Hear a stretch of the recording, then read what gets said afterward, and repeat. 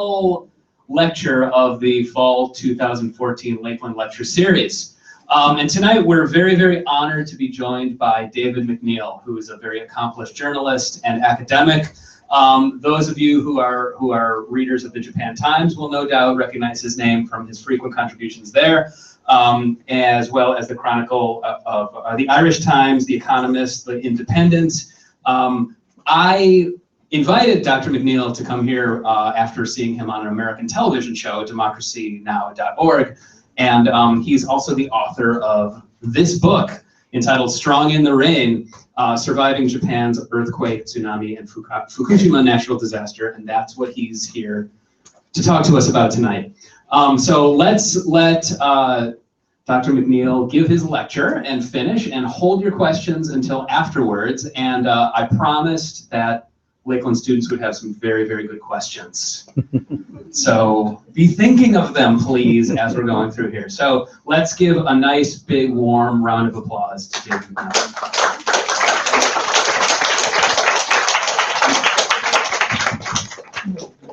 Hi everyone, thanks for coming along. It's a nice big crowd. You barely fit you in, which I'm very pleased about. Most of you are students here, is that right? Third year, second year students, something like that. So what I thought I would do is now I've been told I could speak for 40 minutes or 50 minutes even, which is unheard of where I come from. You don't talk 50 minutes because everybody will go to sleep. So especially with me. So what I thought I would do is I would talk for maybe 35, something like that, probably something like that. And then we will open it to questions, because questions are probably more interesting. That way I can hear what you think, and probably I can share some of the information that's not in the book. So what I thought I would do is I would just talk about the book, why we wrote the book, what's in it, and then maybe bring you up to date sort of 3 years later, because that's the title of the talk. With the sort of impact of the biggest disaster that most of us will probably see in our lifetime. I don't know how many people were here, but I certainly was. First of all, me, I'm a newspaper reporter essentially, and I was reporting for the Independent, which is a British newspaper, and the Irish Times on the disaster. And what I'm called a super stringer, which means I'm not a staffer on any of those papers. I'm paid a basic rate, and then I'm paid per article. So you never know how busy you're going to be. That's basically what that means. And then, so on the March the 11th, I was in Shinagawa Station with my partner at the time, who was 6 months pregnant. And when the earthquake happened, the roof started to shake really violently. And we thought the roof was going to come down on top of us. And then we sort of spent about 4 hours trying to find somewhere where we could be safe and warm, because the main thing was Nanako was pregnant. She was 6 months pregnant. And then from March the 11th, right the way until roughly mid-April, I was writing every day, usually about 2,000 words a day, and then talking on the radio a lot. And it was a horrendous period, both for everybody around you because there was so much suffering, and for me personally because I was so busy, and Nanako was all the time sort of there, pregnant, needy, and I couldn't really attend to her. So it was a very stressful period. And what we did when everything calmed down, myself and my co-author Lucy Birmingham, who sometimes sits here, blonde American, used to work for Time magazine, we said, well, why don't we try and write a book? First of all, Lucy was approached to write a book, but we said, why don't we write something about the people we met? Because we met a lot of people up in Fukushima and the three most hard-hit prefectures. And why don't we try and focus on their stories as a way of telling what happened in Fukushima? And the reason why we did that is because they had such compelling stories to tell, first of all, that you could only barely touch on, really, in a newspaper article or on the radio. And they were so very reluctant to tell them. That's the other thing which was quite remarkable. So, you know, I'm Irish, and when we have a story to tell, we love to tell the story, and the story gets better every time you tell the story, you know. So by the time, if something like this happened to Ireland, you know, everybody would be in the pubs telling you all about it. And every time they told you, the story would get more and more fantastic. But with Tohoku people, I don't know if this is a Japanese thing or if it's a Tohoku. Tohoku, of course, being that region that was hit by the earthquake. Tohoku people didn't want to talk about it. For the most part, they were reluctant, and when they did tell you, they said things like, "Well, I'll tell you once, but I don't want to tell you ever again." That was the kind of experience we had. So we desperately wanted to record those stories, and what we said was we'll pick 6 people who we feel are really representative of the disaster, and we divided the 6 people up between ourselves. So I took 3 and Lucy took 3. This is the first person we picked. I don't know if anybody can guess who he is. Somebody guessed wrong. The mayor of? Close. He's the mayor of Minami Soma. His name is Sakurai-san, Katsunobu Sakurai. And he was, I mean, it's kind of amazing that people don't remember him now, because he was very famous during the disaster for people who were here. First of all, Minami Soma was the nearest city to the Daiichi power plant. It's only about 12 miles north of the Daiichi power plant. His city basically went into meltdown at the same time as the power plant went into meltdown. So essentially what happened was the government told him nothing about what was happening at the Daiichi plant. People in Minami Soma did not take the government's line on TV that the radiation wasn't harmful and that it wasn't getting out of the reactors 1, 2, and 3, and they left. And his town was completely abandoned. So there was a population of 71,000, 72,000 before the disaster, and about all but 10,000 left, less than 10,000 left. And the people who were left behind were older people, in many cases, poorer people, people who didn't have cars, people who couldn't get petrol for their cars. And in desperation, he went on YouTube to sort of broadcast directly to the world and say, please, please help us. He was literally begging for help. And if you go on YouTube, you can find his talk or his plea. So we picked on him because, first of all, he was the mayor of this city, which was closest to Minami Soma. The impact of a disaster like this, what's it like? I always compared it to Galway. I don't know if anyone knows Galway in Ireland. You know, what would happen? It's a similar sized city. It's a coastal city. Exactly the same population, 70,000. So if I imagine Galway completely wiped out by a disaster like this, and then, of course, since then, we've come back many times to talk to Sakurai-san, and the town still hasn't recovered. It's a third of the population has not come back, and may never come back. We don't know, because of fears of radiation. Whether those fears are grounded or not, you know, is another discussion. And of course, that has serious implications for his town, because that's a lot of tax revenue which is gone. The town is technically bankrupt. Of course, a lot of people were killed as well. And proximity to the power plant means that the town is also in some kind of trouble. So we picked on him, first of all, as one of our subjects. And he's a fascinating guy for many reasons. Among the stories he told us was that he refused to go and search for his mother and father. His mother and father were very elderly.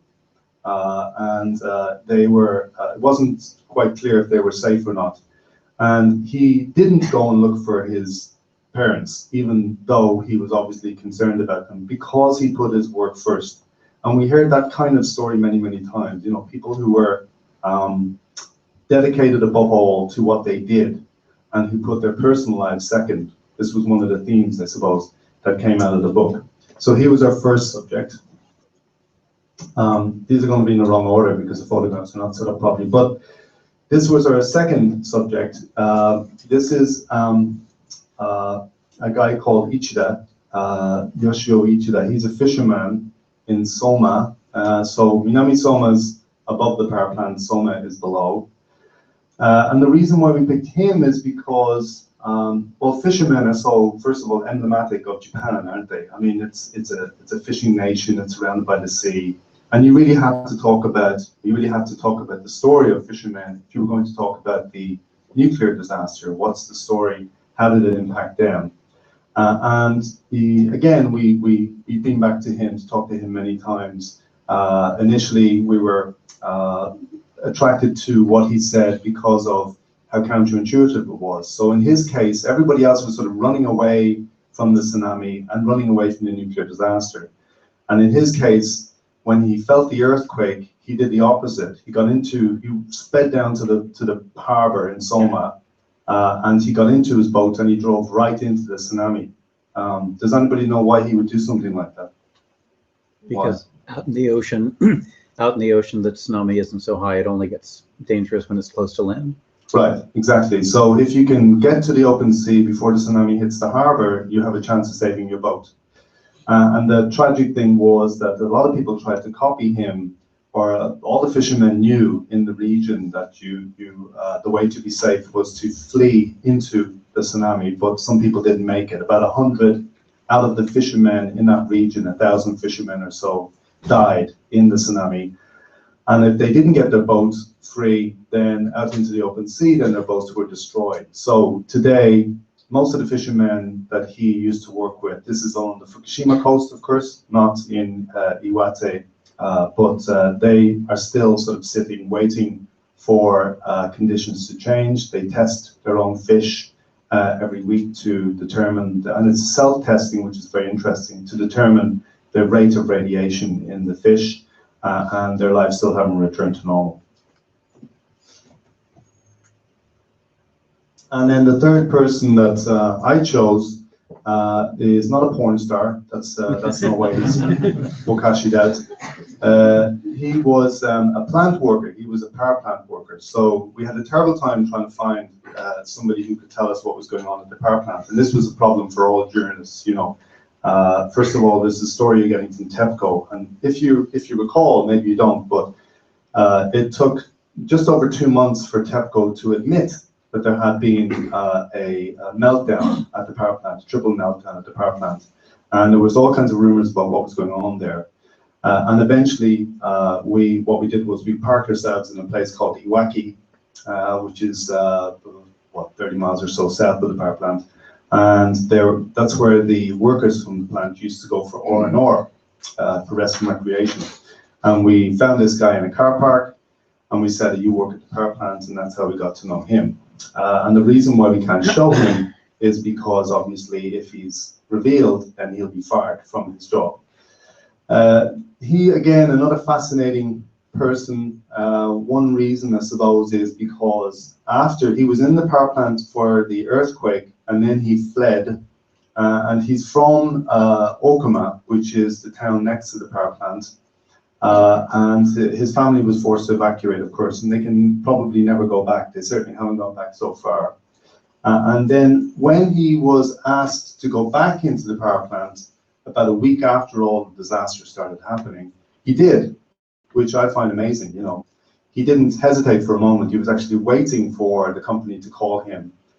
So he has been going in and out of the power plant since, in various capacities, trying to do what they've been trying to do since 2011 March, which is bringing under control, stop the radiation from escaping, stop that heat, the melted down fuel from overheating. And he's emblematic in a different way to the other two people are emblematic, but he's emblematic obviously of the nuclear disaster. And he's also, in my view, a very good way of illustrating the treatment of workers at the power plant. So he was never really a full-time worker for TEPCO. He was one of the subcontractors, wasn't a Seishain. And his conditions have slowly got worse. You would expect that his conditions would get better. So he was working there, cleaning up the debris, trying to keep pipes and so on running smoothly. And he was eventually let go because his radiation level was too high. And then he was brought back to the power plant, and his job right now is checking the levels of water inside of the deep decontamination tanks. We can talk about that later, but they're trying to keep water on the tanks so they can be on the nuclear fuel, so it will stay cool. And that's his job. And for that job, he's paid roughly $160 a day. So he's paid 8,000 yen from the company he works for, and another 8,000 yen from the Environment Ministry in Japan. I don't know what you think, but $160 a day is not a lot of money, I think. This is a photograph. So after the disaster happened, nobody would go, I don't know if you recall this either, but nobody would go back to the 20-kilometer zone. The 20-kilometer zone around the power plant was considered off limits. And the media didn't go back there. And if you went back there, the police would tell you to get out. They wouldn't arrest you, but they'd tell you to get out. So some people, some mad people, decided that they were going to go back in there and find out what was happening. Mostly they were freelance reporters in Japan. If you have a chance, there's a guy called Teddy Jumbo, freelance video recorder. He went in there and he took this very famous report, which he sold to NHK and to TBS and other TV stations. And the other people who went back in there were foreign reporters. Now, we can talk about that division, if you like, when we talk. How was the disaster reported differently? Why did foreigners go back into the zone? Why didn't reporters for the big Japanese news organizations go back in? But I went back in, and this is one of the photographs I took of the power plant. And if you read Japanese, there's a crack right down in the middle of the wall through the kanji for a nuclear power plant, which I thought was very symbolic, first of all. So I've used this photograph many, many times on books and so on, papers. But also, I think it illustrates one of the still, to me, ongoing debates about the disaster, which is the impact of the earthquake as opposed to the tsunami. So to me, that debate hasn't been really settled yet. You know, did the earthquake cause damage to the cooling system of reactor 1, or was it the tsunami? Because the line from TEPCO and from the authorities is that it was only the tsunami. But some scientists we've talked to say that this is still an ongoing debate. And of course, the implication is that if the power plants all around Japan are vulnerable to earthquakes, then they have to be in some way restructured to cope with them. So since all of this happened, we had a terrible fight with TEPCO to try and get inside the power plant. They were initially reluctant to let any reporters in at all to see what was going on. I was head of the FPIJ, which is the organization in Japan that deals with the government, foreign journalist organization that deals with the government. So eventually we had to threaten them to let us back in to see what was going on. And one thing by threatening them is we asked the BBC and CNN to come along and barter and say, look, if you don't let us back in, you're not going to get good publicity. And this was one of the photographs I took when I was inside. I've been inside the power plant 3 times. And again, we can talk during the questions and answers about what's going on there, you know, whether we can believe the line that we're getting about the safety and so on. But this to me was very remarkable in that this was where the people, the workers on site who were trying to keep the plant safe were sleeping. This was the only place where they could sleep because it was the only place that was considered safe. So there's a big bunker inside the power plant. It's a radiation-proof bunker. It was only built, interestingly enough, just before the disaster happened, and only because of the similar earthquake over in Niigata at Kashiwazaki Kariwa Station. So the workers are forced to sleep in this very narrow space while they're working there. And of course, one of the stories that many of us wrote about was the bad conditions that they endured and the bad pay. We also covered a lot about the protests. There were a number of large protests after the nuclear disaster happened. Of course, one of the most interesting things to me is, first of all, the size of those protests. I mean, in some cases, they were the biggest protests that we've seen in Japan probably since the 1960s, probably since the Ampo Treaty generation. It's that kind of scale. The largest, of course, was 170,000 in Yoyogi Park in 2012. Don't know if anybody recalls that. To me, what was very interesting was looking at how the protests were covered by the media in Japan. And again, we can discuss this in the questions, but you know, most of them took place in Yoyogi Park. And I remember looking at NHK, if you've ever been there, NHK is directly overlooking Yoyogi Park. And for months, these protests were going on, and you never saw them on NHK. And all they had to do really was point the camera out the window. You know, they didn't even have to go down and do a shuzai. They just had to point the camera out and they could show the protest, but they didn't. And then eventually, of course, they became so big that they couldn't ignore them. And the biggest was in New York Park, but there were also quite a large number of very, very big protests outside of the Kante, the Prime Minister's office, by younger people. There was this division. Younger people tended to go and scream at the Prime Minister. Older people tended to go to the park and sit down with their tents and protest in that way. Anybody know where this is?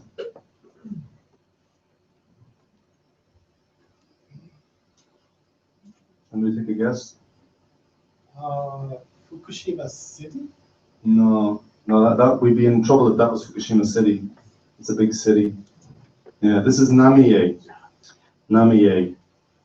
which is one of several places that's completely abandoned. So if you go up there now, the only lights, it's a very spooky place because it looks like this. This is actually around about 3 o'clock in the afternoon. And there's only one light on in the whole street, which is the city office. So the city office goes up, they switch on the lights, they sort of go through the motions of pretending, I suppose, that people are going to come back to Namie, and they have to, you feel some sympathy for them because some people do want to come back when the radiation drops to a level where it's considered safe. And then they switch off the lights and the security guards kind of chuck you out of Namie at 4:30 or 5 in the afternoon, and it all starts again. We can talk about the impact of the tsunami as opposed to the nuclear disaster. One of the great issues of reporting on Fukushima is, did we exaggerate the nuclear disaster? Did we exaggerate the impact? Nobody's died of radiation that we know of, as opposed to the tsunami, of course, which caused most of the damage. But when you go up and you see towns like this, Namie, of course, Okuma, Futaba, and some of the villages around the area which are completely abandoned, it is very, very sad to see. Some of them very beautiful places as well. And last November, December, we went back up to Fukushima to look at the cleanup, which is another sort of farce. To me, it's a farce. It's a huge cleanup. For Al Jazeera America, we made a documentary for Al Jazeera America, which you can find online if you're interested. But what we found is hundreds and hundreds of these dumps, which are being used to store, and they're called, I think they're called kariokujo. Somebody can correct my Japanese, but they're called temporary dumps, and they're all across Fukushima. And what the workers who are cleaning up do is they scrape away 5 centimeters of contaminated earth from every house in every place that they visit. So this was Minami Soma, which has about 22,000 houses. They scrape away 5 centimeters of earth. They put it into these bags.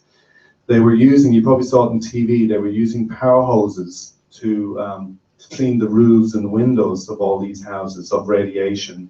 Until a scientist phoned them up. They were doing this for about 3 months. A scientist phoned them up and said, by power hosing things, you're spreading the radiation around. You shouldn't be doing that. So they wasted thousands and thousands of dollars doing this. And then they cart all this dirt off that they painstakingly gathered, and they put it in these temporary dumps all over Fukushima. And they've just arranged actually for most of this. It's something like 20 million cubic tons. I forget, but I have the figure somewhere. Most of this dirt, this contaminated dirt, will now be stored between Okuma and Futaba in that sort of area. They've just got permission to do that. And what's striking about this is that although they say, of course, it's temporary, it's actually permanent, isn't it? I mean, where are they going to put this earth? If you talk to the farmers up there, they say, well, our contract is for 2 years. They rent their land out to these companies for 2 years.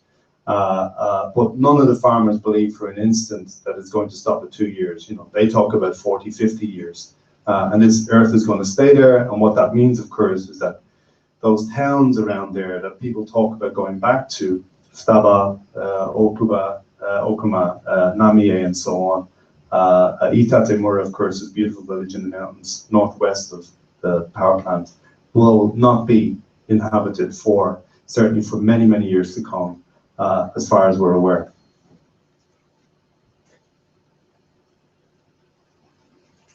So the cleanup is kind of going on. We had some figures for how much it's costing. It's costing about $80 million to clean up all that area, and that's only the latest figure we have. There's much higher estimates for how much it's going to cost, and the big question is, of course, whether it's going to work or not. A lot of people will say that it's a huge waste of money. What it's also done is, of course, it's empowered the construction companies. If you look at the statistics for construction companies since 2011, the big three construction companies, their share price is up by between 100 and 250%. So all of the construction companies have done really well. The other issue which we come across when we're up there is of seawalls. There's a huge plan to build seawalls. There's about 480 seawalls planned all along the coast of Tohoku. Billions and billions of dollars being spent on those seawalls. A lot of people are very unconvinced that the seawalls are going to work. There's most of the seawalls that were built before the tsunami disaster didn't work. Roughly 90% of them crumbled. There's one or two that seem to have worked, but most people who are up there now are saying that there's too much money being spent on these walls and that they're not going to work. I think that's all I'm going to say about the book and the disaster. I think what we'll do is we'll just leave it open to questions. Okay. Yeah, and ask if people want to follow up on that. Yeah. Okay, well, excuse me. In that case, if you have a question, how about raise your hand and I'll come over and I'll bring the microphone and then everybody can hear what you have to say.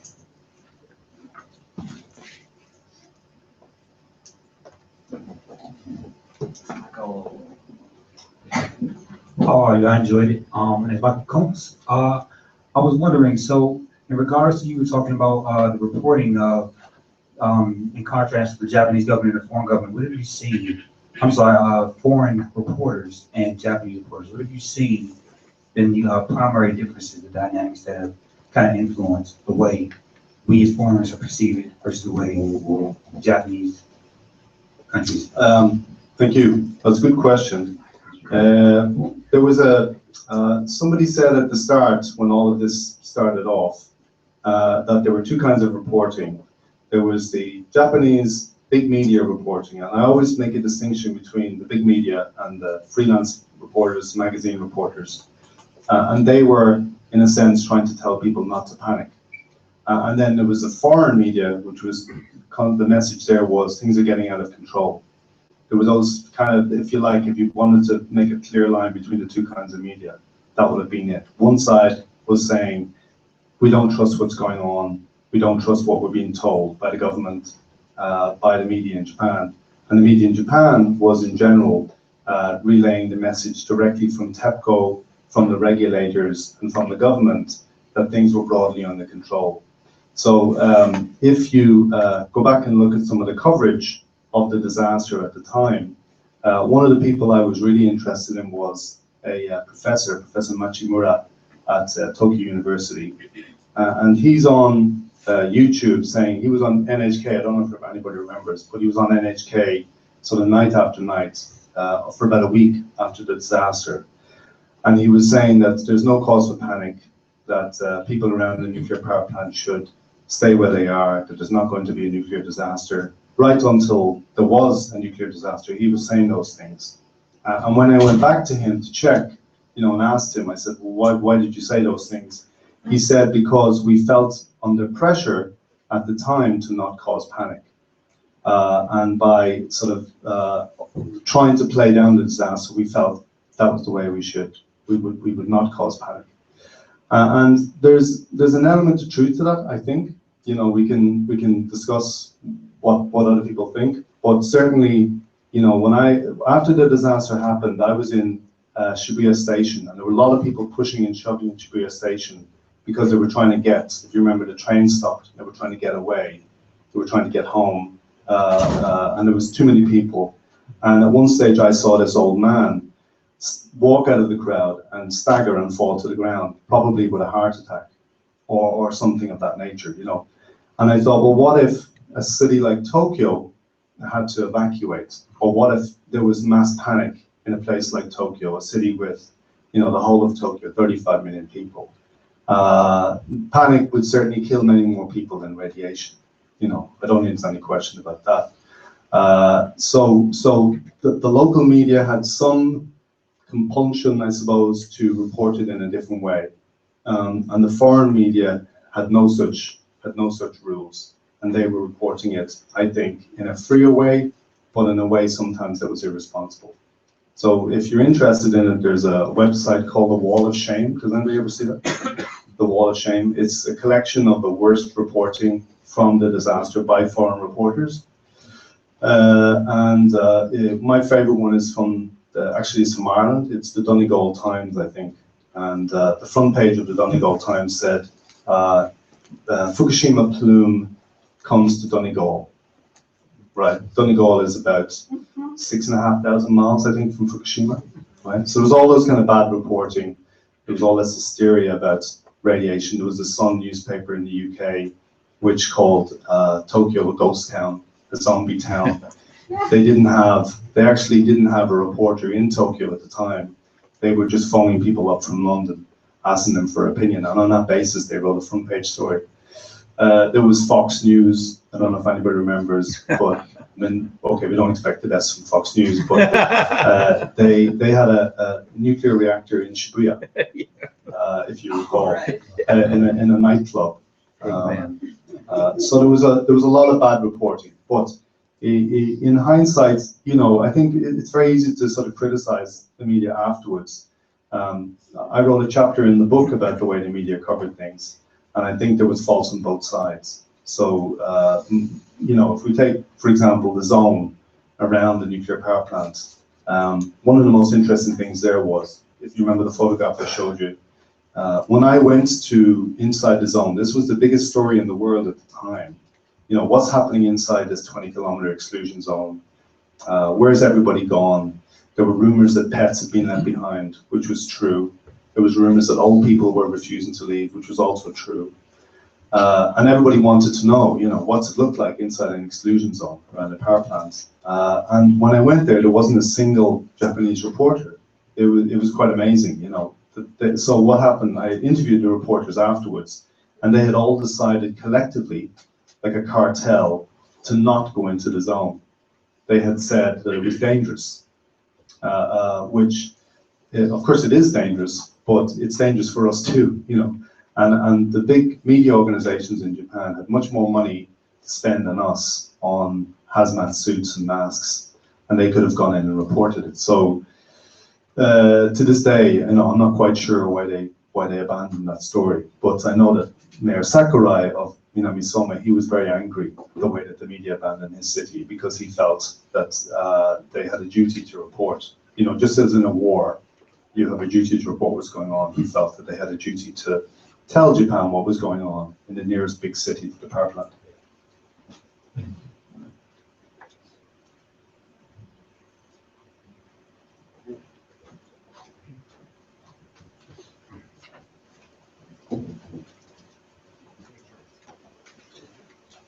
We're very dependent on the media for information. So what do we do when this happens?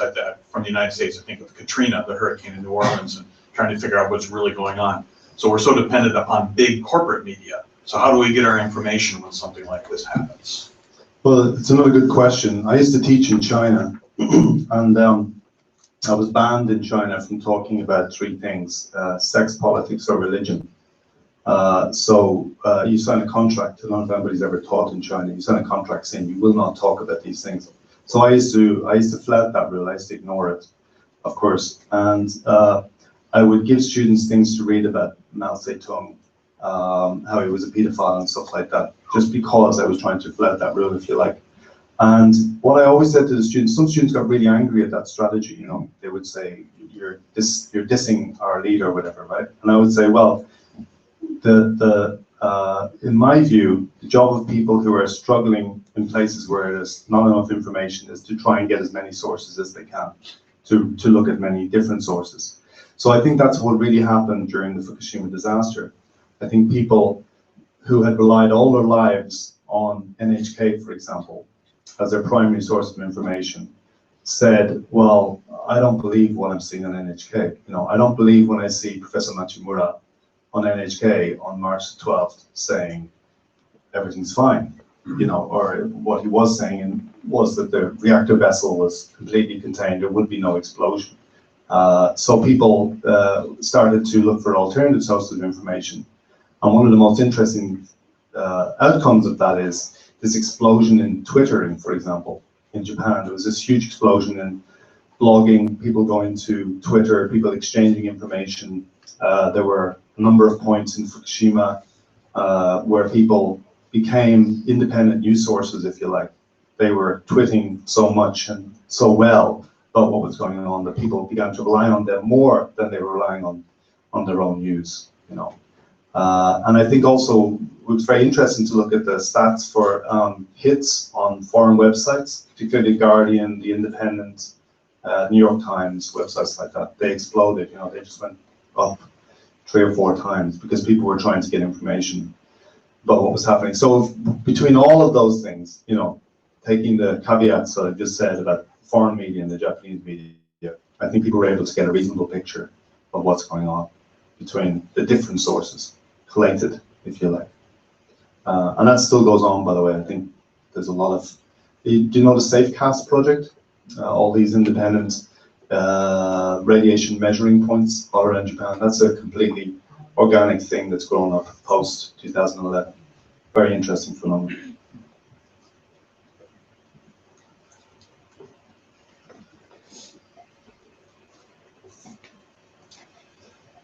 Don't be shy. Yeah, don't be shy. I have one question about the future.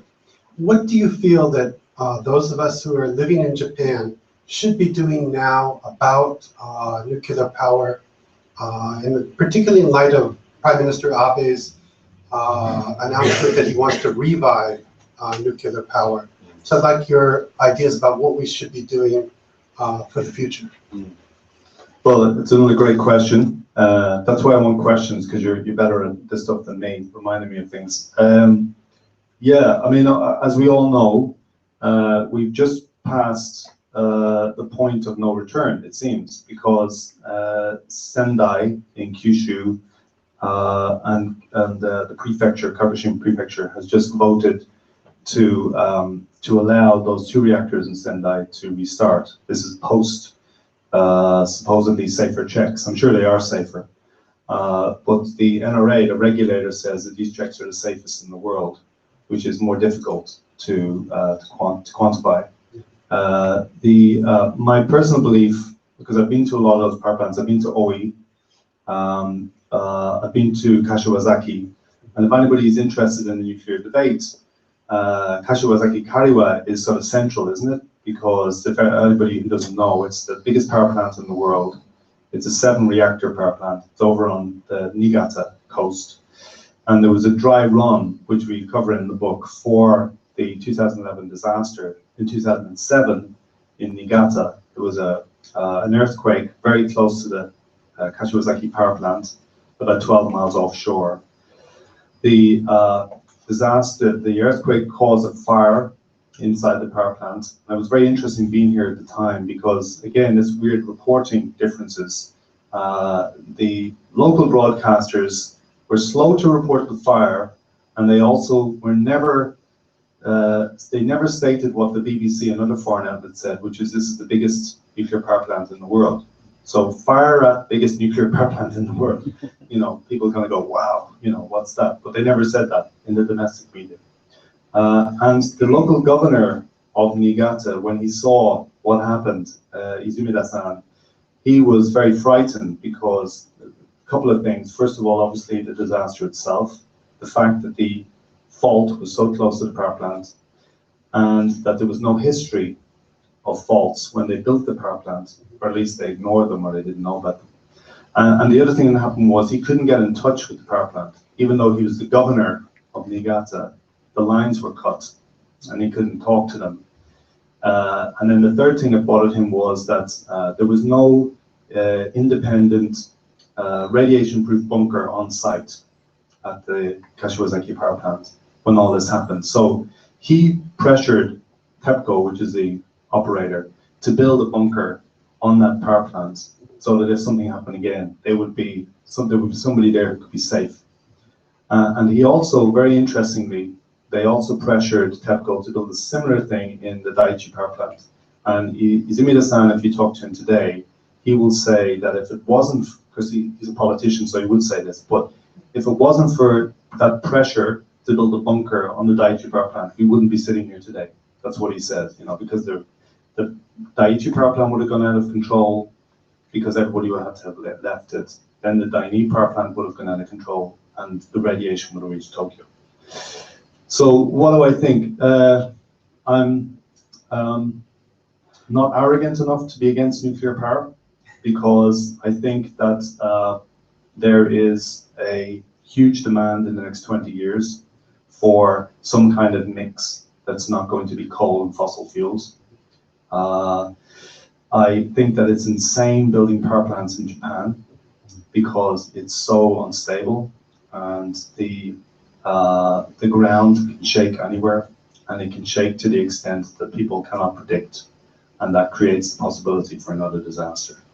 There's a lot of interesting statistics around. One of them, a just released report, a credible report, government report, saying that electricity consumption in Japan will fall between now and 2030 by 40%, which is a huge amount because most of the manufacturing is moving away, and what's left is high-tech industries that use less power. If that's true, then we don't need nuclear power plants, because the most they ever supplied was 30% electricity in Japan. And renewables, the kind of things that we're talking about now, solar power, wind, and so on, biomass, they are on track to supply 30% of all the power in Japan by 2030. So we don't need nuclear power plants in Japan. It seems, I'm sure somebody will argue with me, but my view, it's crazy to build them. And that's, nobody's asked a question about radiation, you know, the impact of radiation. I'm not talking about radiation, I'm talking about that when they go wrong, the damage that they cause, you know, to all those villages and towns around Fukushima that will never, as far as we're aware, at least not in our lifetimes, will never be habitable, you know. And then there's the cost of cleaning it up. When it goes wrong, it's just so huge to clean it up. The highest estimates I've seen are billions and billions of dollars.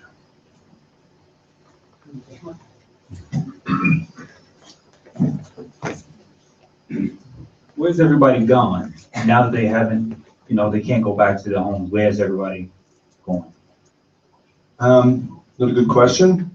If you go up there, many people are in what's called kasejutaku, temporary housing.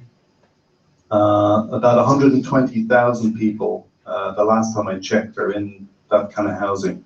It's kind of sad because, well, it's very sad, first of all, to be ripped from your community and put into these very small houses, all packed together, two rooms basically. But what's even sadder in a way is that somehow those people have formed communities in the way that is a very special, I think, quality of Tohoku life. Perhaps even Japan, I don't know, but you see people very quickly replicate their communities wherever they are, right? I even saw, if anybody was up there after the disaster, in community centers, you know, school gymnasiums, people had replicated their communities. They had put signs, I'm from this ku, you know, I'm from this part of the town, on cardboard boxes. They replicated exactly where they lived in these communities now, which is amazing. I've never seen that before. So these people have created their own communities, even in these temporary housing. A lot of them are old, and if they ever get resettled, they're going to be pulled out of those communities again and away from where they used to live, because a lot of the communities where they lived before were by the sea, and they've been rezoned, and they kind of go back there. They kind of live there again, so they have to have new housing somewhere away from their old communities. And more than likely, because of the difficulty of finding land and so on, they won't have the same communities. You know, they'll have 4 or 5 people around them, maybe, who they know. So it's a big issue for those people, yeah. So about 120,000 people are in these kasei jutaku. Many people found refugee status in Tokyo, in Osaka. There's people living with relatives still. The government, one thing I found quite interesting was the Tokyo government often found accommodation in Toei Jutaku, I think it's called, the public housing in cities for families. They just opened up apartments for them. There were a small number of people still in a Saitama school, but I think they've since gone. They were there for the longest time, a year and a half. We would go up and talk to them to find out what was happening to them. So they're scattered everywhere. And if you talk to the mayor of Minamisoma, he keeps stats on where everybody is from his town. The 71,000 people in his town. There's still 30,000, 25 I think have not come back. And he knows where they all are, and he will read them out. You know, there's some in America. There's some in Okinawa, but mostly they're just scattered all around wherever they can find. They're called nuclear refugees, wherever they could find places to live.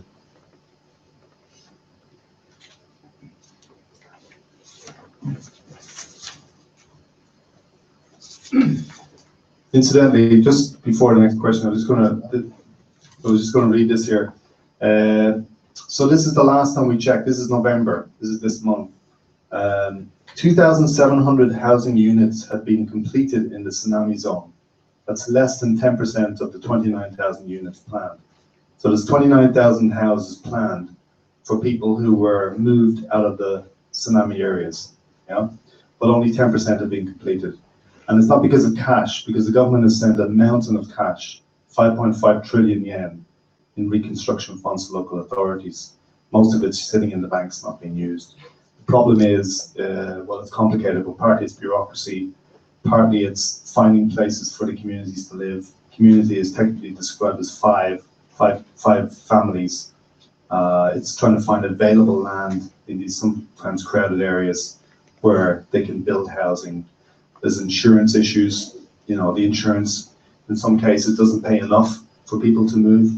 Yeah, it pays enough for them to get started, but they can't completely move. It doesn't pay for the complete price of moving and your whole life to somewhere else.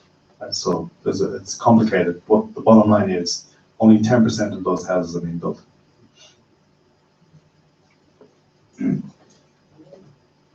I have a question about the disease for the 2011. What do you think from your viewpoint, and that how could all of these, all people in the world, or perhaps in Japan, that could people could live in Tokyo or everywhere, how could we possibly fix or support to fix that disease in some areas? What disease are you talking about? Fukushima. The radiation. Oh, radiation. Well, radiation is, I'm sure everybody's got a view about radiation, right?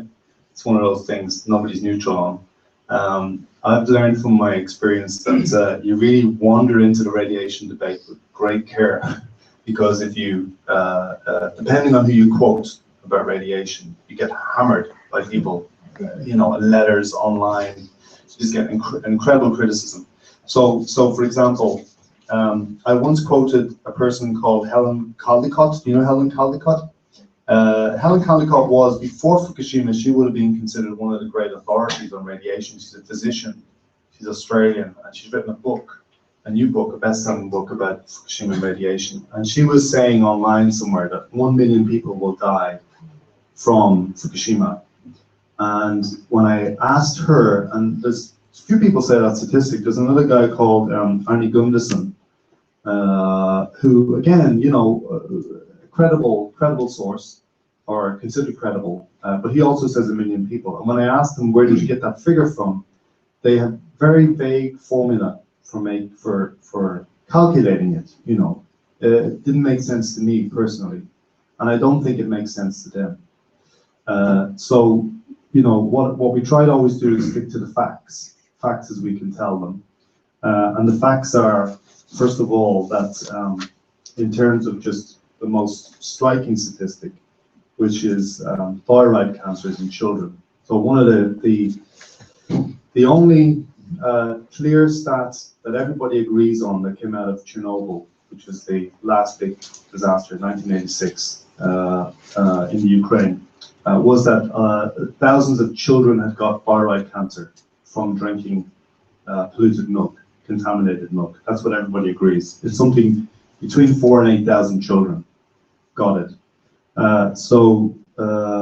What we have, this is again from this month, 104 young people, that's under 18, have developed definitive or suspected thyroid cancer in Fukushima. And again, that's a difficult statistic because the pro-government scientists will say the reason why you have 104 thyroid cancers from Fukushima is because there's huge testing going on.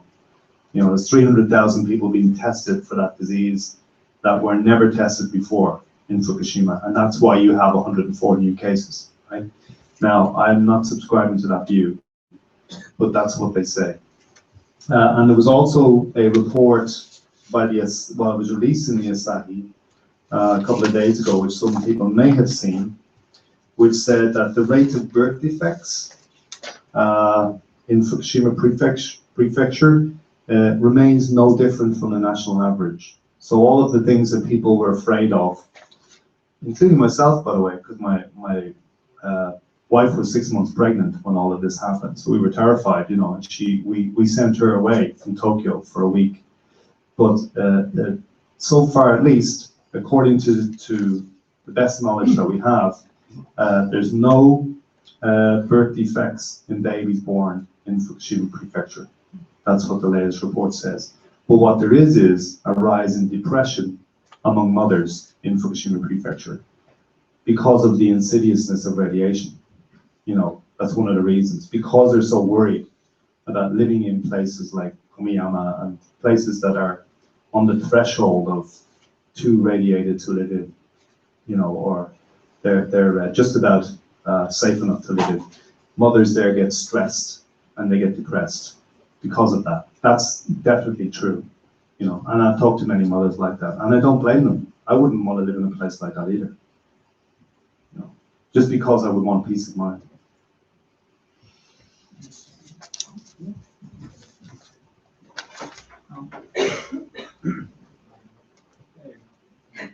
Thank you so much. Thank you so much. I think after the earthquake in 2011, I think not only Fukushima but also like Tokyo and other areas, they were all chaotic. Because I was in Shibuya, I took like almost like 3 hours to go back to my house because I need to go back on food, right?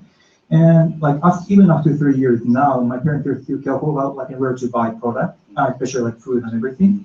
And I also went to Fukushima this summer to go to Itakemura. I think there were still like so few people like in the food state there. And a lot of people, they were just outside of Fukushima because they need jobs. Right. Yeah, they have no house because a lot of houses are like under reconstruction. And I think it's widely there will be like big chance for like very huge earthquake to happen. Like the hypocenter will be near Tokyo, right? So what do you think will happen if the like huge earthquake hit Tokyo and yeah, what happened? How? That's enough. That's Yeah, a good right. question. I think you're going to ask another one. Yeah. Yeah. What do I think will happen? Well, if you ever go down to Tokyo Bay, they have a simulation for what will happen. Very interesting, and it's quite blood curdling. You know, they say 28,000 people will die.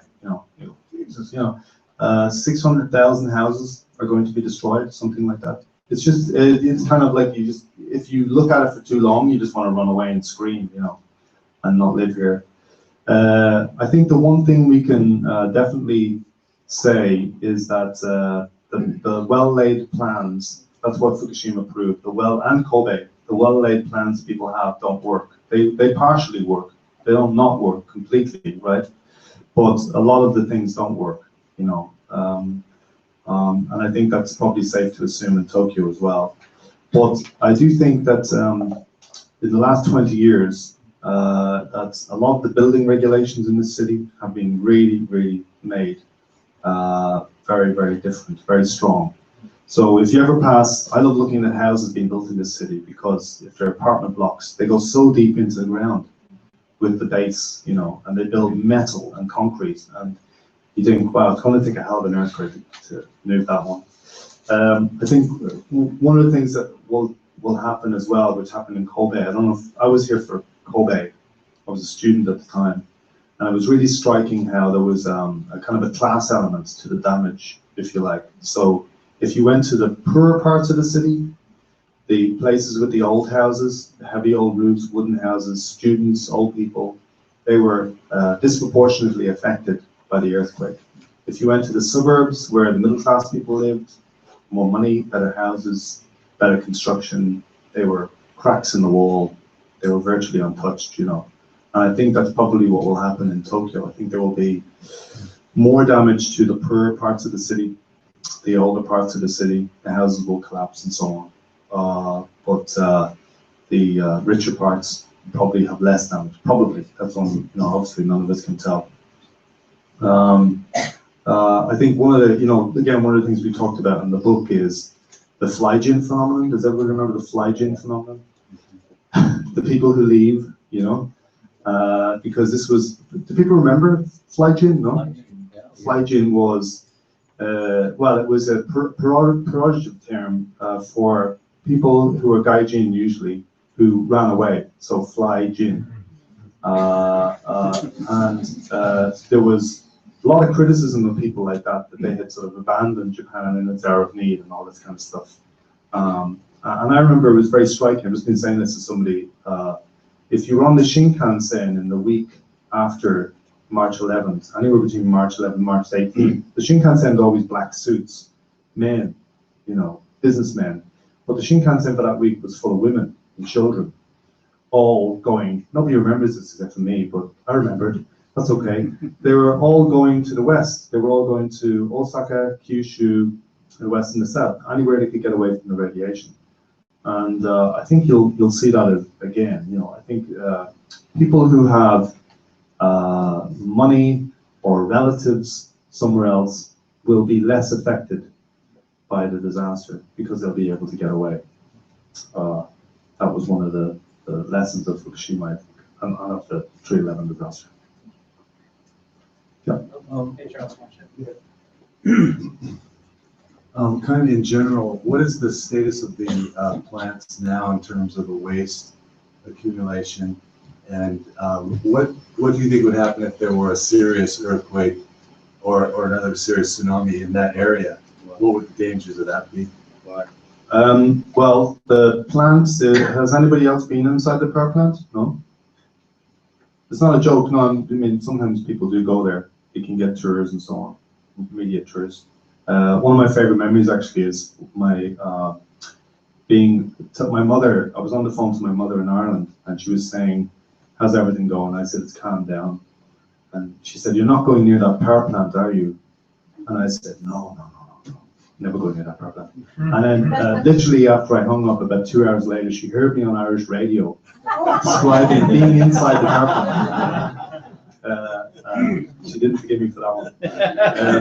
If you go into the power plant, you see that the most striking thing is, first of all of the debris has been cleaned away. So it used to be full of debris, it was chaos. All that's been cleaned away. And the other striking thing is these tanks, these huge 1,000, I forget how big they are, 1,000 liters, they're very big. And they are mushrooming all over the power plant in every available space. And they're storing the contaminated water. So they have a system called ALPS. It's actually 3 systems amalgamated, which they use to decontaminate the water. And the water, while it's being decontaminated, is stored in these tanks. And the big political issue, it's a scientific issue as well, but it's more a political issue, is what they're going to do with all that water, you know, because they can't keep storing it. It's too much. First of all, there's too many of these tanks now, and second of all, it in itself presents a danger because they can leak. So will they dump it into the sea? And everybody we talk to, all the experts say it's only a matter of time before they decide to dump it into the sea.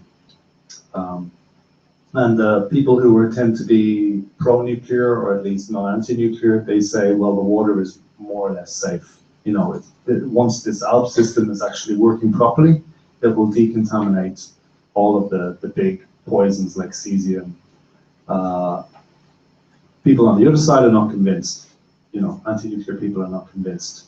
They say that it doesn't remove everything. Tritium, for example, is not removed by that system. In terms of the state of the plant itself, the actual state of the cooling, well, the engineers there are performing the main task that they have to, which is keeping the fuel in those 3 melted down reactors, 1, 2, and 3, cool. That's the main job that they have. But they don't know where it is. They have a rough idea where it is, but they don't know exactly where it is. They don't exactly know its state because they've never seen it. You know, it's melted down in the bottom of these containers. And as long as they keep pouring water on it, it doesn't overheat. But if it overheats, it becomes a problem because then it starts spewing out radiation again. There's no airborne radiation from the plant really worth talking about, but there's a lot of contaminated water still leaking out of the plant into the sea. And then the discussion is about how contaminated it is and whether it's a danger to life. That's how I would summarize the problem.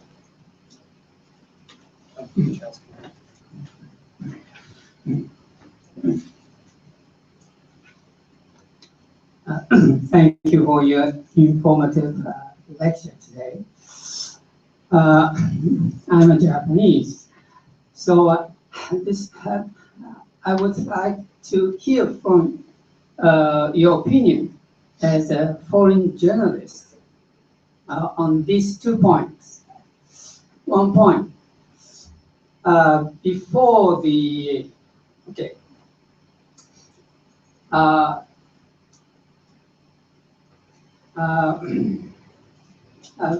before the Fukushima nuclear accident, the Japanese government, as well as TEPCO, used to say nuclear power is the cheapest energy source. Now 3 years and a half, more than 3 years have passed. So it's very hard for us to understand nuclear power is the cheapest or not. And as you see, the decommissioning project will continue for about 40 years. So it's very hard to say nuclear power is expensive or cheap. So on your experience, you stepped into the affected area in Fukushima prefecture. I'm sorry, I haven't been there. So based on your experience, what about your opinion on this issue that is at present nuclear power is the cheapest energy source or not? This is the first question. The second is about the character of the Fukushima nuclear power accident.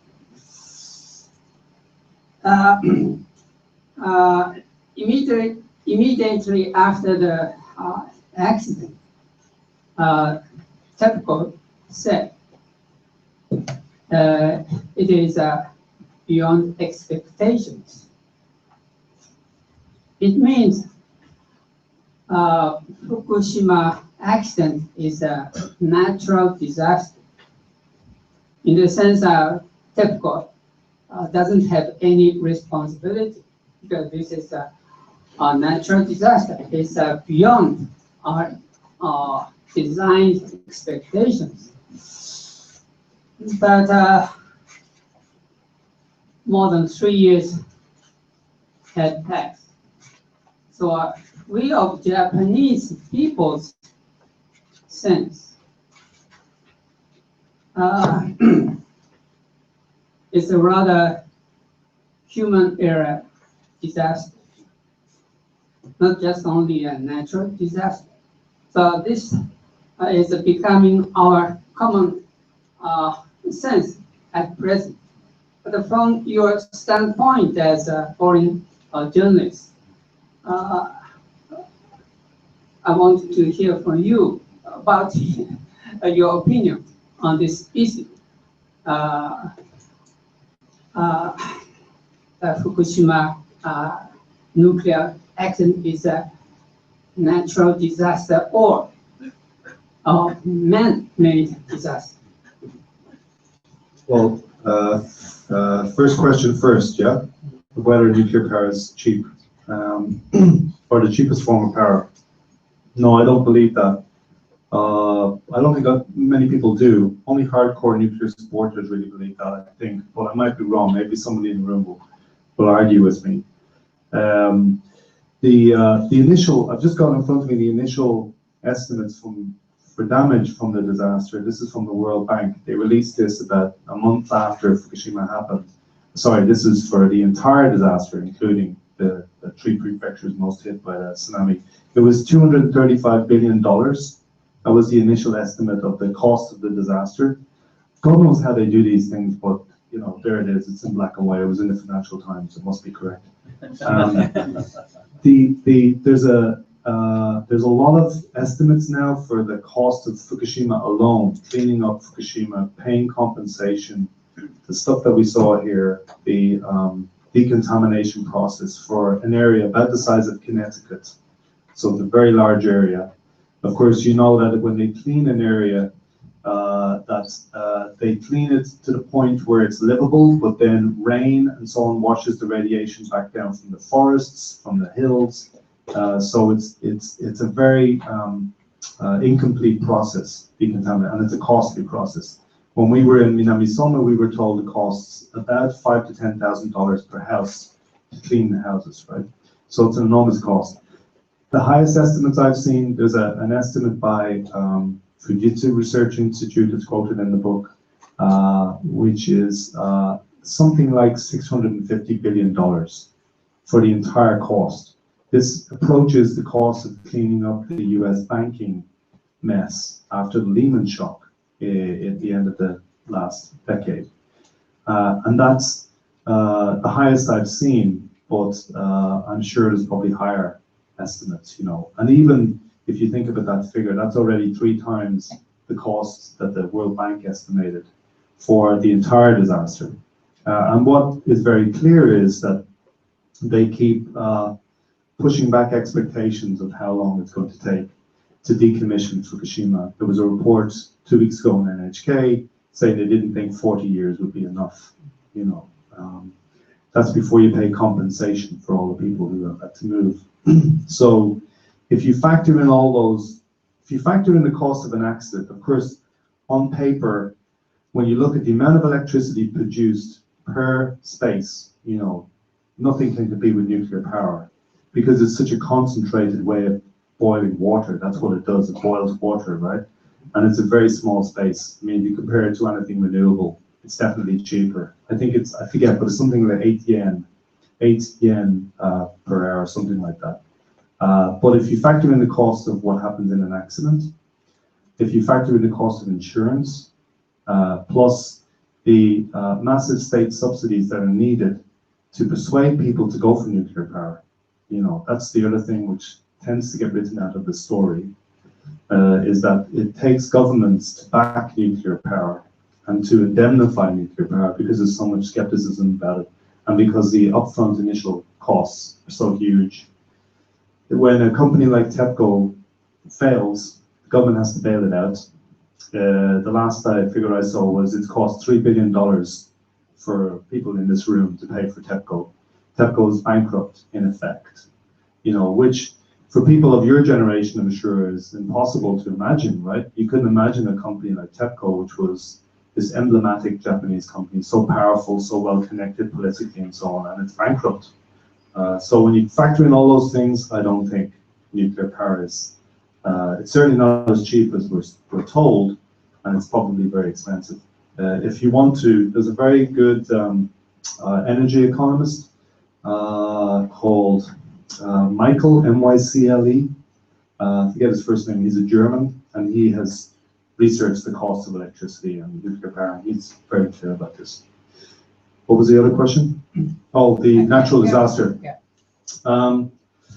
No, I don't think anybody believes that anymore, because I mean, what I was trying to do when you were talking was to pull up, on page in the book on page 42, we list the tsunamis that have been recorded in the area all along the Tohoku coast. You can't see it if I hold it up, but on a 1,300 year average, a tsunami hits Japan every 7 years. So that's what we have here basically. And a very, very powerful tsunami was predicted by a small number of experts in Tohoku from way, way back. You know, I've interviewed people like Ishibashi, Professor Ishibashi in Kobe University. You know, he was warning about this possibility for many, many years. And people who were giving those kind of warnings were either not listened to or were not considered credible. So it's very clear that TEPCO, to build those power plants and to cut costs, they had to ignore those kind of warnings, or at least not take them seriously. And of course, the famous story that came out after the disaster, I think it was April and May 2011, which said that TEPCO had actually lowered the platform for the power plant 5 meters. You know, instead of going higher, instead of listening to those warnings about tsunami and going higher, they had lowered the platform for the power plant to save money in some way. So, you know, it's a stretch of the imagination to say that that was a natural disaster. Yeah, and that doesn't say anything, by the way, about the impact of the earthquake, which is still disputed. The impact of the earthquake on not the tsunami, not the once-in-a-lifetime tsunami, but the earthquake, which happened all around Japan. Okay, thank you. I was curious about the scientific reaction. You mentioned that reporters, you know, were on both sides, the Japanese media, the foreign media. But I noticed that scientists seem to have sides as well. You mentioned that as well. There was a report, for example, on Al Jazeera, I think about 3 or 4 months after the incident, in which they reported it was a scientific study, very poorly done, it turns out, that said that infant mortality rates had gotten you know, a jump in the west coast of the United States.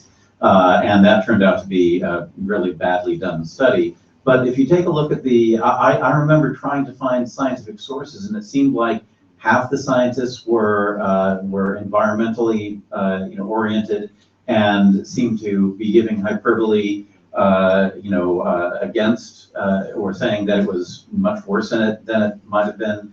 And many who are in the industry tended to be more pro-nuclear, and they tended to kind of like say, no, it's not as bad as it seems to obviously be.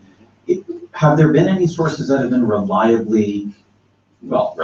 to, you know, sorry about the vocabulary problem here, but are there any that have been reliable over time in terms of giving really good quality information about the disaster? Well, if you think it's difficult for you, imagine what it's like for us, because we get hammered, you know, whenever we pick a side, right? So yes, if you go back and trace the scientists who were saying what, and this is how you learn, right? You know, I mean, initially people like me went to people like Caldecott and so on, and I think people who were on that side of the discussion, the kind of people who said a lot of people are going to die from this, millions of people, 1 million people, I think was 1.2 actually was the highest I've seen by a guy called Chris Busby, a US scientist. Chris Busby was famous because he would come to Japan and he would take off all his clothes at the airport and he would leave them in a locker, and then he would go to Fukushima and then he would come back and throw his clothes in the bin because he was so paranoid about radiation, and change into his new clothes. But those kind of people I think are discredited, or at least if they're not discredited, I don't want to be too hard on Helen Caldecott because she's a respected figure, but I think if they're not discredited, then the burden of proof is now on them to prove what they were saying. I would say that's safe to say at this stage, you know. And I think the kind of people who said that there will be a a small number of cancer cases, that we should exercise caution before we say that there's going to be a large number of cancer cases. We should be very careful about saying those things because they cause stress, because they cause problems, right? Those are the kind of people who seem to have more credibility now, in my view. But that could shift over the next 3 or 4 years. You know, I don't think it's going to shift fundamentally, but I think now is the point where we're going to start to see cancers emerging if they're going to come out. Thyroid cancer takes about 4 years to come out. The guy I've trusted all along is called, maybe some people know him, Hiroaki Koide. He's a professor at Kyoto University, and he has been very clear from the start. First of all, he's anti-nuclear, and he suffered, his career suffered because he was anti-nuclear. A lot of those anti-nuclear professors were sidelined or kept at the assistant professor level for years. And he said, and we quote him in the book, he said, this is something humanity has never faced. We have no idea what will happen. We've never seen this, you know, even Chernobyl. This is a much more densely populated area. It came very close to irradiating Tokyo, and it did actually. You know, there was contamination in Tokyo. So when he says something, when a scientist says something like that, we don't know what's going to happen, but we should be skeptical of what we hear from the state, what we hear from the regulators, because it's in their interest to play this down if they're going to restart those power plants. That's really where I fall in the discussion about radiation. But you say that there's a lot of monitoring still going on. Yeah, there's a lot of monitoring, and there's a lot of independent grassroots monitoring, like SafeCast, you know, that's measuring radiation all over Japan as we speak. How many people have Geiger counters now? I mean, they sold thousands and thousands of Geiger counters in Japan. You know, I have a Geiger counter at home. I wouldn't know what it was before 2011. So I think, yes, there's a lot of independent monitoring going on. And of food. I'm not saying that you can trust the food, you know, but there is a lot more monitoring. There was a survey actually done last month about food, and it said that something like, yeah, here it is. It's a Consumer Affairs Agency survey. So the government of Japan, they surveyed people in August this year, and they said almost 20% of people who answered the questionnaire said they were hesitant to purchase food from Fukushima. So 1/5 of the population of Japan goes, nah, I'm not buying from Fukushima. 28% named the wider areas of Tohoku, so they sort of wouldn't buy eggs from Iwate, for example, you know, which is quite a high number when you think about it. And 25% of people did not know the testing of radioactive materials in food was being carried out. They didn't know that was going on at all. But then on the other hand, I've seen places all over Tokyo where they go, Fukushima food, they sell it on that basis, you know. I mean, it's small scale, it's not everywhere, but when you go to street markets and so on, I'm sure everybody's seen it. They sell on the basis that it comes from Fukushima, and I think a lot of people buy because they want to support Fukushima. So it's not quite as clear cut. Any final questions? How about one more over here?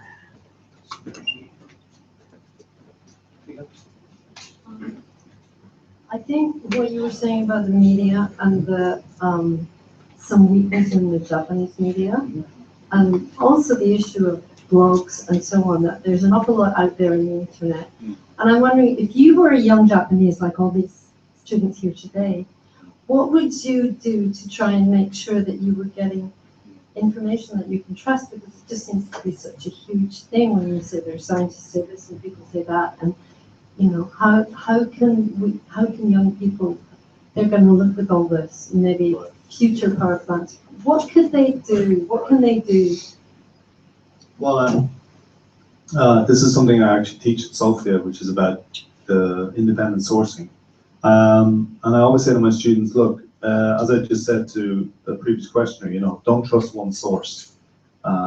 If you're depending on NHK for what's happening at the Fukushima power plant or nuclear power, you're not getting all the story. You just aren't. You know, if you look at NHK reports, about what's happening in the Daiichi power plant, they say according to TEPCO, according to TEPCO, according to TEPCO.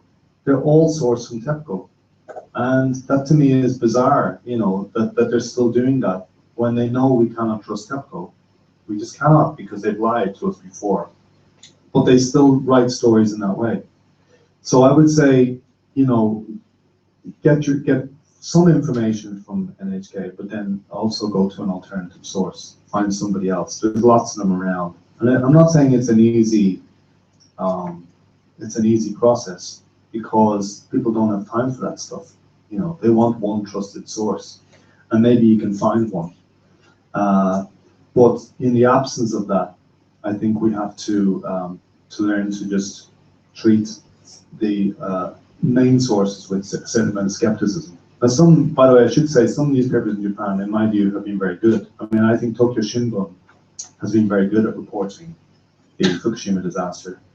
I think some people may not find this popular, but I think the Asahi has been better at reporting the Fukushima disaster than the Yomiuri, despite the fact that the Asahi made that big error during the summer. They got criticized for this big error during the summer. But I still think it's been better, in the sense that it's been skeptical and standoffish of nuclear power, even when it makes mistakes. And I think the correct attitude to nuclear power now is to be skeptical and to have some distance. You know, and the Yomiuri to me is too close to nuclear power, as is NHK.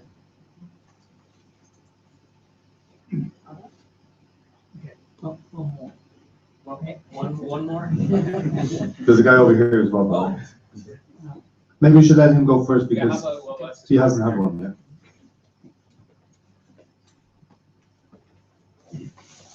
Sorry. Excuse me for asking a short question. What do you think? What do you think the most important idea you learned by interviewing people in Fukushima or other people related with problem of disaster and air pollution? Wow, that's a good question. Now, before you said what the problem of, before you specified the problem, I was going to say the biggest issue I learned was modesty. Modesty. Yes. People, they didn't want to talk about what happened to them, and they didn't particularly want people to talk about them either. But in terms of, you're talking about the biggest factual information that I've learned? What exactly do you mean?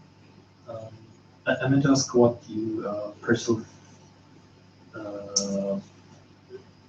how the facts eventually changed your idea of life or something. Oh, I see it. Well, that's a tough question as well. I would say it doesn't so much change you as reinforce the ideas you already have, unless you're a very sour person. It reinforced my view that a disaster brings out the best and the worst of people. It brought out the worst of official Japan, you know, the sort of the hiding, the cover-ups, the not coming forward and admitting what was going on, but also the best of Japan, of ordinary people, the things that they did. You know, the Sakurai-san, for example, staying in his post even though he didn't know what was happening to his parents, because he felt a duty to his town, or the nuclear radiation worker, the guy we call Watanabe-san, going back into the power plant even though his mother was begging him not to, you know, or the fishermen staying where they live because they want to revive their local communities, because they've been based there all their lives, and their grandfathers and so on have been based there. Those things stay with me, you know. It brings out both sides, the humanity, and the best side comes out strongest sometimes. I think really. One more.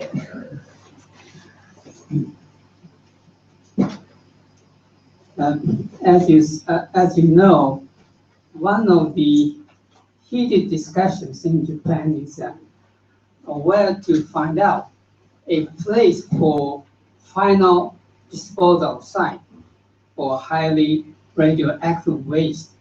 So Japan is a very small country. So, and I think you are interested in nuclear power.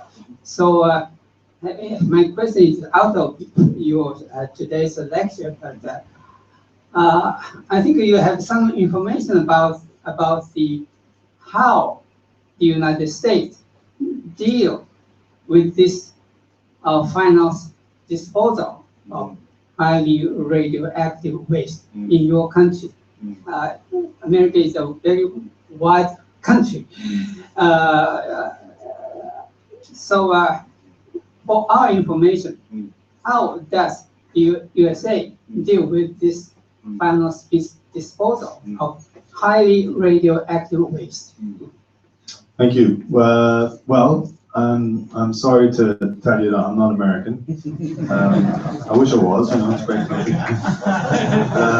I'm actually Irish, and we don't have any nuclear power plants now because we were actually going to build one in 1977. There was a plan to build a nuclear power plant in a very beautiful place called Wexford, and there was so much opposition to it, they didn't build it. And now most people think, thank God, because if an accident like this happened in Wexford, Dublin would be screwed. Population, the main population centre. I don't know what they do with. I honestly don't know what they do with nuclear waste in America. I've never looked into it, but I know that in practice, the fuel rods in nuclear power plants are temporarily stored on site. America has about 103 nuclear power plants, nuclear reactors, I should say. And the fuel rods, like in reactor 4, they've just finished removing the fuel rods from reactor 4 at Fukushima. But they shouldn't have been there. They should have been stored somewhere else. And they are potentially a huge disaster waiting to happen. All that's saving us from them is water. Water keeps them safe.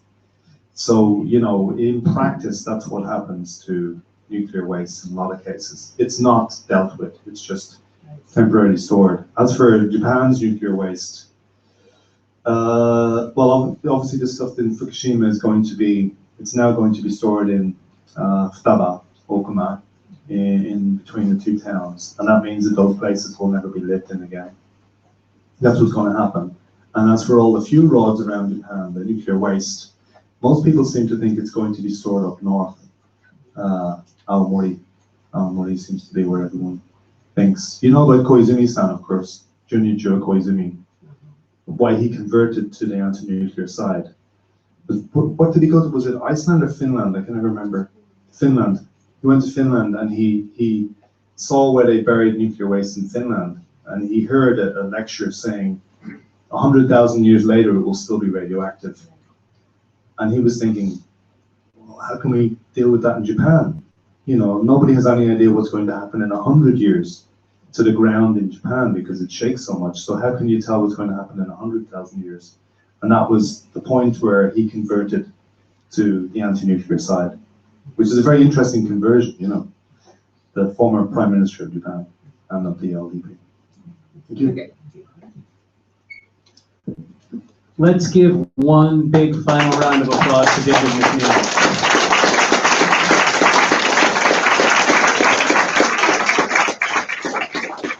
Thank you very much for just a really, really dynamic and wide-ranging discussion.